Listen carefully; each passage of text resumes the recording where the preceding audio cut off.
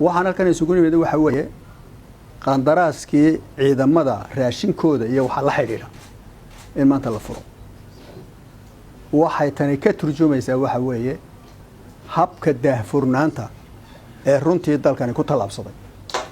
adduunyadii kale baa halkan inagala socota systemkii loogu talagalay ee shuruucdeena ahayd ayaynu hirgelinaynaa dhaxal gelinaynaa marka waxaynu isugu nimi inaynu isla wada ogaano ayadoo daah furan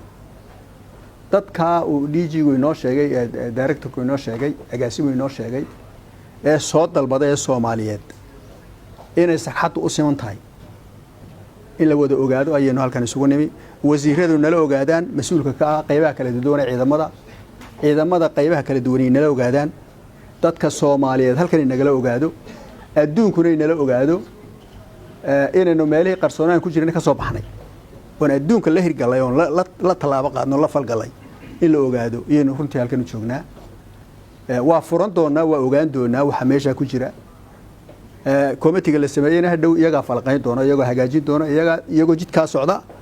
ya qofka ugu fiican marka la eego arrimii la soo dhigtay ayaa heli doona oo qof Soomaaliyeed of course ka bari Soomaaliyeed si aad daraadid wadi soo dhaweynaya hadalku hadal dheer runtii loo baxna